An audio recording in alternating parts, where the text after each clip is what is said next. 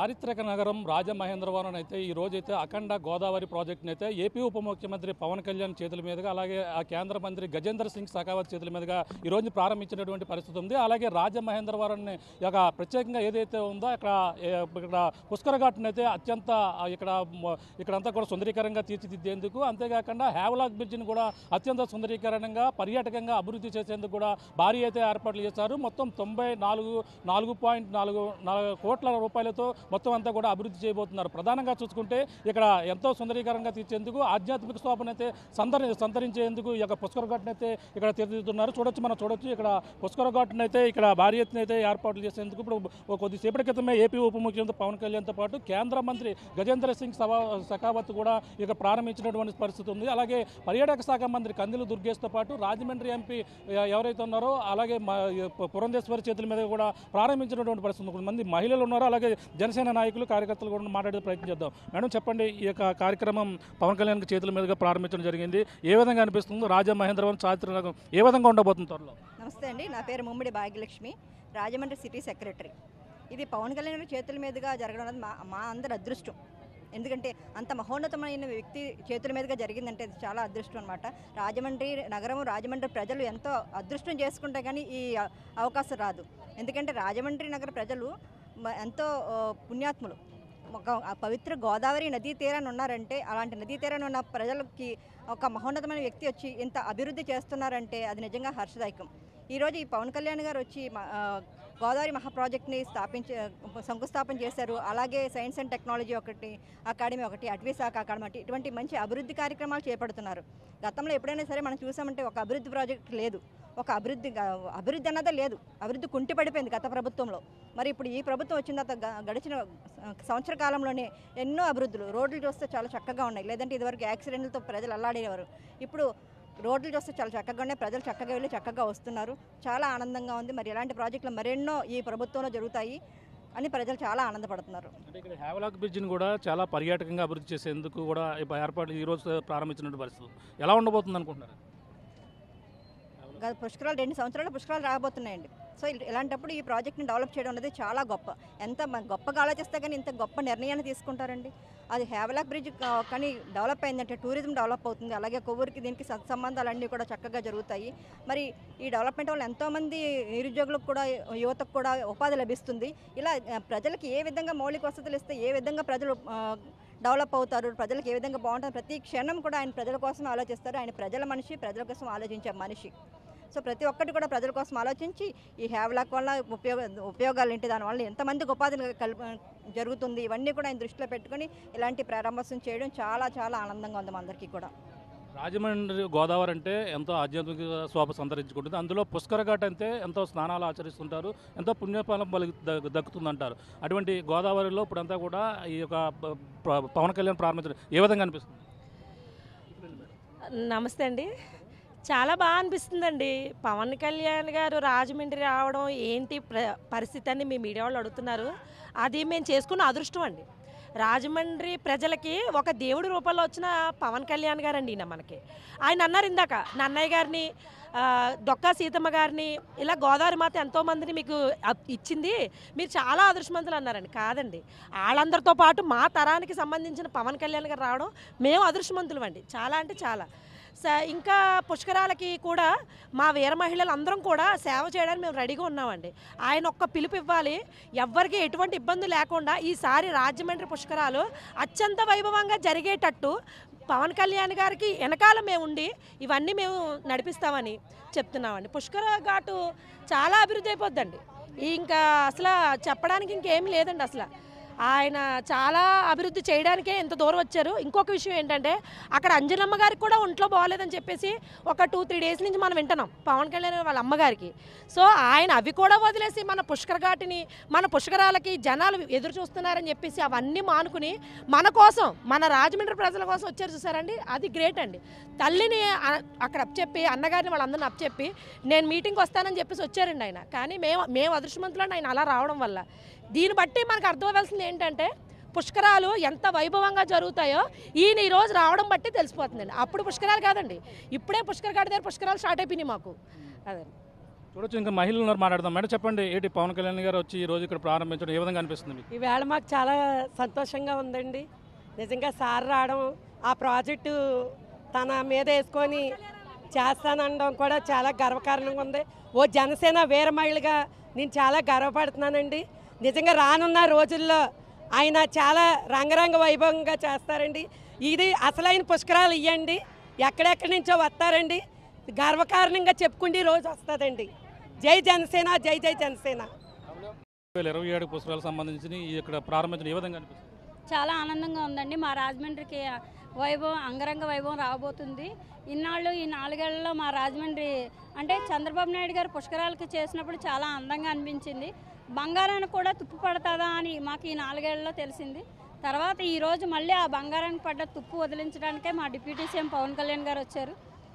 జగన్ గారు పాలన 170 అన్నారు, కానీ మొత్తానికి ఆయన 11కి పడిపోతారని పాపం ఎవరూ ఎక్స్పెక్ట్ చేయలేదు. నెక్స్ట్ ఎలక్షన్లో ఆయన కనిపించకపోవచ్చు కూడా. చేతులు ప్రారంభించారు, ఏ విధంగా అనిపిస్తుంది? చాలా సంతోషంగా ఉందండి. ఎందుకంటే ఇది కూటమి ప్రభుత్వం, మరి అందులో భాగంగా పవన్ కళ్యాణ్ గారు వచ్చి ప్రారంభించడం కూడా చాలా సంతోషకరం. శంకుస్థాపన చేయడం అనేది మరి రాజమహేంద్రవరంలో ఉన్న మహిళలందరూ, మహిళలే కాదు రాజమహేంద్రవరంలో నివసించే ప్రజలందరికీ కూడా చాలా సంతోషకరమైన విషయం. ఎందుకంటే గతంలో జరిగిన పుష్కరాలు ఎప్పుడు పుష్కరం వచ్చినా కానీ మరి తెలుగుదేశం పార్టీ అయితే అధికారంలో ఉంటుంది. ఇప్పుడైతే కూటమి ప్రభుత్వం కూడా కలిసింది కాబట్టి ఇంకా బాగుంటుందని మేమందరం ఆశిస్తున్నాం. ఎందుకంటే ఇక్కడ అభివృద్ధి జరిగిందంటే ఆ రోజు చంద్రబాబు నాయుడు గారు చేసిన అభివృద్ధి, అలాగే ఇప్పుడైతే పవన్ కళ్యాణ్ గారు, మోడీ గారు, చంద్రబాబు నాయుడు గారు కూడా ఉన్నారు కాబట్టి ఈ ప్రాజెక్టు కోసం మా ఎమ్మెల్యే, మా సిటీ ఎమ్మెల్యే ఆదిరెడ్డి శ్రీనివాస్ గారు చాలా కృషి చేశారు. ఆయన కృషి ఫలితంగా ఈరోజు మరి కూటమి ప్రభుత్వం ఇంత చక్కటి కార్యక్రమం చేసింది. ఇక్కడికి విచ్చేసిన నాయకులందరికీ కూడా ధన్యవాదాలు తెలియజేసుకుంటున్నాం. ఎందుకంటే రాజమహేంద్రవరం అనేది చాలా గొప్పదన్నమాట. ఎందుకంటే 12 నదుల్లో ముఖ్యమైన నది తూర్పుగోదావరి నది. ఈ గోదావరి నదిలో ఇంత చక్కటి కార్యక్రమం చేస్తున్నందుకు అందరికీ కూడా ధన్యవాదాలు తెలియజేసుకుంటున్నాం. ఎందుకంటే ఇక్కడ రోడ్డు కానీ మరి ఇక్కడ ఏ అభివృద్ధి పనులైనా జరిగాయి అంటే అవన్నీ కూడా తెలుగుదేశం కూటమి నాయకులదే కాబట్టి ఇదైతే మేము చాలా గొప్పగా చెప్పుకుంటాం. ఇలాంటిది ఇంకా జరగాలి. ఇప్పుడైతే ఇంకా మా పిల్లలు కూడా దీనికోసం చెప్పుకోవాలని, అంత చక్కటి అభివృద్ధి జరుగుతుందని మేము అందరం ఆశిస్తున్నాం. చాలా సంతోషం. చెప్పండి మేడం, ఏ విధంగా అనిపిస్తుంది? ఇక్కడ పవన్ కళ్యాణ్ గారు వచ్చారు, ఇక్కడ అఖండ గోదావరి ప్రాజెక్టు ప్రారంభించారు, ఏ విధంగా అనిపిస్తుంది? మాకైతే రాజమండ్రి నుంచి మేము చాలా సంతోషంగా ఉన్నామండి. ఎందుకంటే గత ప్రభుత్వం సర్వనాశనం చేసేసింది ఈ మొత్తం రాజమండ్రి సిటీ అంతా. చిన్న వర్షం వస్తే గుంటలు, రోడ్లు, అసలు డ్రైనేజీలు ఏమీ బాగోలేదు. అలాంటిది ఈ ప్రాజెక్ట్ ఇక్కడ తీసుకొచ్చి అఖండ పుష్కర గోదావరి ప్రాజెక్టు తీసుకొచ్చి 95 కోట్లు పెట్టి ఈ ప్రాజెక్టు ఇచ్చారు అంటే మాకు మొత్తం కూటమి ప్రభుత్వానికి, కూటమి నాయకులకి, అలాగే నరేంద్ర మోడీ గారికి, ఇప్పుడు సెంట్రల్ మినిస్టర్ గారికి, అలాగే మన పురంధేశ్వరి అమ్మకి, అలాగే మా వాసుబాబు గారికి మేము హృదయపూర్వక ధన్యవాదాలు తెలుపుకుంటున్నామండి. ఎందుకంటే ఎప్పుడు పుష్కరాలు వచ్చినా మనకి మా టీడీపీ చంద్రబాబు నాయుడు గారే ఉంటారు. ఆయన చక్కగా చేస్తారు, ప్రతి పుష్కరానికి కూడా అభివృద్ధి చేస్తారు. అలాంటిది ఎప్పుడైనా మేము కార్తీక మాసంలో స్థానానికి వస్తే మురుగు నీళ్లు వాసన వచ్చేదండి. అలాంటిది ఇప్పుడు ఈ ప్రాజెక్టు రావడం వల్ల, పర్యాటక శాఖ ప్రాజెక్టు రావడం వల్ల మేము చాలా ఆనందపడతాం. ఎందుకంటే డెవలప్మెంట్ అవుతుందండి. ఈ డెవలప్మెంట్ లేక కదా మేము గత ప్రభుత్వాన్ని పక్కన పెట్టింది. ఇప్పుడు వచ్చిన ఈ 10 నెలల కాలంలోని 95 కోట్లు పెట్టి కష్టకాలంలోని ఇంత ప్రాజెక్టు తీసుకురావడం అనేది చాలా కష్టమైన మేము ఇష్టపడి నెగ్గించుకున్నందుకు మాకు ఈ రాజమండ్రి ప్రజలకు అందరికీ మేము 74,000 మెజారిటీతోటి మా వాసుబాబుని నెగ్గించుకున్నాము. అంతా అలాగే ఆయన కూడా రెయ్యి పగల కృషి చేస్తున్నారు. ఈ కృషికి ఆయన చాలా ఈ ప్రాజెక్ట్ రావడానికి ఆయన చాలా కృషి చేశారండి. అలాగే పురంధేశ్వరి అమ్మ గారు కానీ, మన డిప్యూటీ మేయర్ మినిస్టర్ గారు పవన్ కళ్యాణ్ గారికే కానీ, చంద్రబాబు నాయుడు గారు కానీ, ప్రతి ఒక్కరూ మన లోకేష్ గారికి కానీ ప్రతి ఒక్కరూ దీని వెనకాతలు ఉన్నారని వాళ్ళందరికీ హృదయపూర్వక ధన్యవాదాలు. రేపు పొద్దున్న 2027 పుష్కరాలకి రాజమండ్రి దిశ మార్చి మాకు చాలా వైభవం. ఎందుకంటే మేము చాలా బాధపడేవాళ్ళం అండి. వైజాగ్ డెవలప్మెంట్ అయ్యింది, హైదరాబాద్ డెవలప్మెంట్ చేశారు. మా బాబు గారు మాకు ఇక్కడ ప్రాజెక్ట్ రావడం వల్ల దీని రూపురేఖలు, రాజమండ్రి సిటీ రూపురేఖలే మార్చుతారని మేము చాలా ఆనందంతో ఉన్నామండి. ఈ కూటమి ప్రభుత్వం చారిత్రక కట్టడం ఏదైతే బ్రిడ్జి ఏదైతుందో దాన్ని కూడా పర్యాటకులకు సుందరీకరంగా తీర్చిదిద్దుతున్నారు. ఏ విధంగా చూడాలి?